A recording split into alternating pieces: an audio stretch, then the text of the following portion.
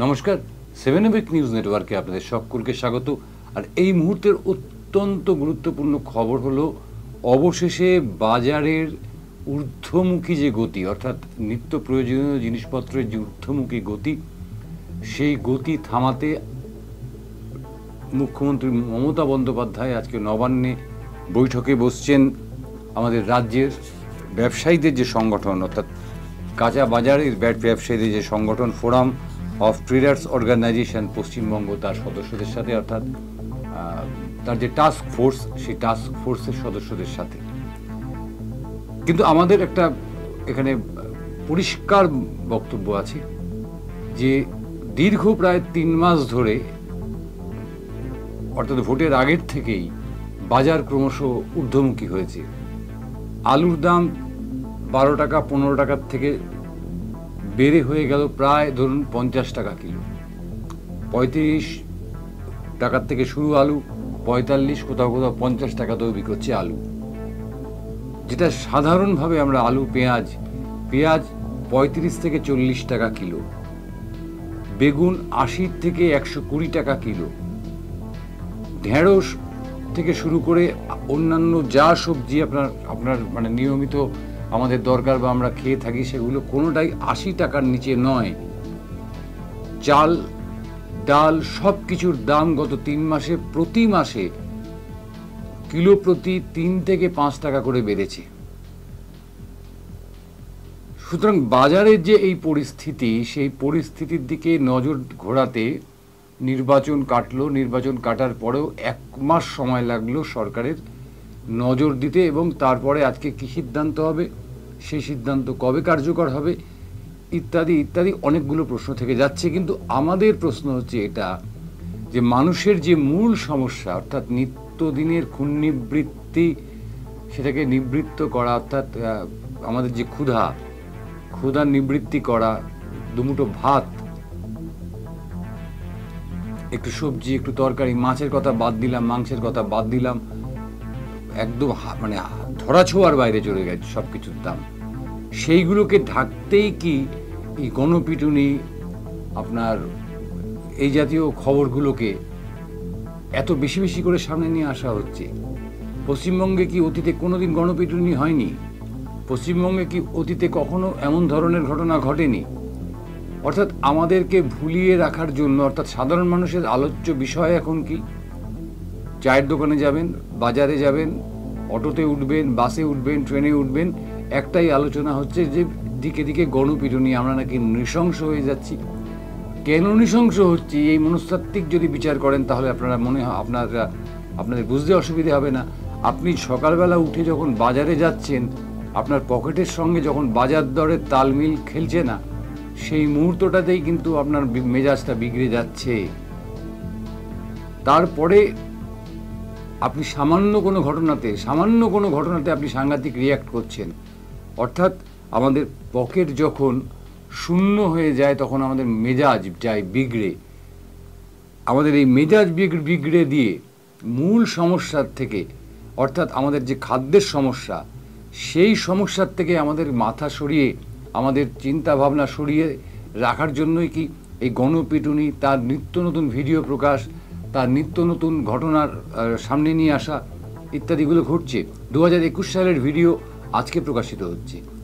2021 সাল থেকে 24 সাল, 3 বছর কোথায় ছিল এই সমস্ত মহারথীরা, যারা আজকে ভিডিওগুলো প্রকাশ করছেন রাজনৈতিক পেজে, যেটা নিয়ে আবার আলোড়ন তৈরি হচ্ছে। আমাদের আলোচনা, আমাদের কথাবার্তা, আমাদের চিন্তা ভাবনা সব কিছু চলে যাচ্ছে ওই ভিডিওর দিকে। কিন্তু বাজারের দিকে তাকিয়ে দেখুন, প্রত্যেকটি জিনিসের দাম যেখানে পৌঁছেছে, আমি বারবার করে বলছি যে আলুর দাম যেখানে পৌঁছেছে, আলু তো আজকে চাষ হয়েছে, প্রচণ্ড গরম বলে দাম বেড়ে যেতে পারে না। আলু চাষ হয়েছে, আলু আমরা জেনেছি এবার যে 5 টাকা 6 টাকা কিলো দরে কেনা হয়েছে, কিনে সেটাকে গুদামজাত করা হয়েছে। সেটা আজকে বাজারে কেন প্রায় 50 টাকায় বিকোবে, 35 থেকে 50 টাকায় বিকোবে?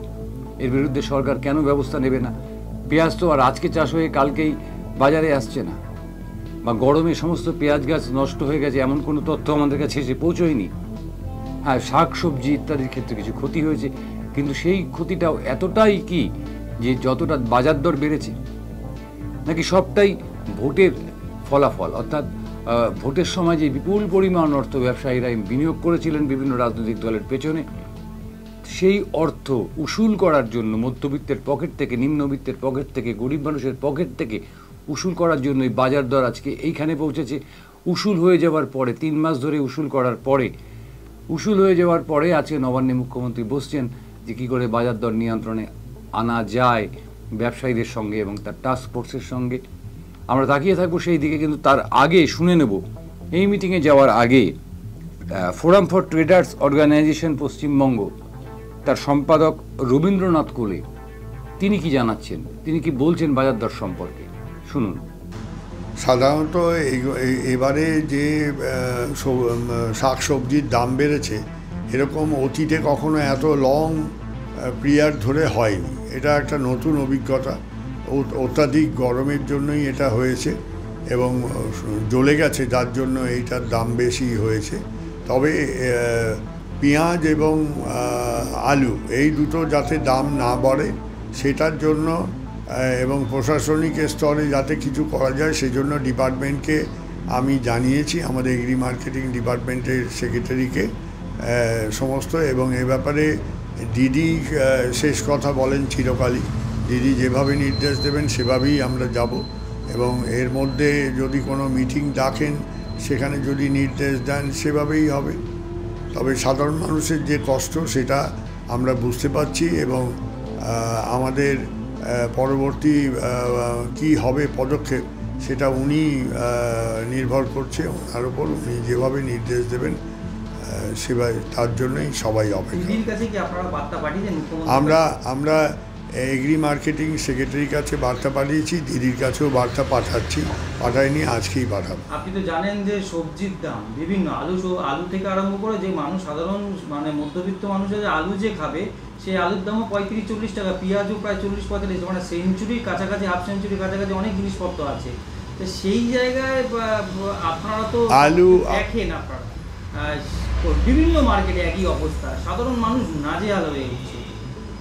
সেই ক্ষেত্রে আমরা এটাই বলবো যে আগামী 15 দিনের আগে সবজির দামটা নর্মাল হবে বলে আমার মনে হয় না, কেননা নতুন সবজি ফলন হবে, তারপর সেটা হলে সেটা 15-20 দিনের আগে হবে না, এই কদিন ম্যানেজ করতে হবে। তবে যেটা আমরা দেখব সেটা হচ্ছে যে আলু এবং পেঁয়াজ এই দুটো যাতে স্বাভাবিক থাকে, এখন যে দামে বিক্রি হচ্ছে তার থেকে কিছুটা কমে হয়, সেটা যাতে প্রশাসনিক স্তরে ব্যবস্থা নিয়ে কি করা যায় আলোচনার মধ্যে দিয়ে, সেটা একমাত্র দিদি ঠিক করবেন।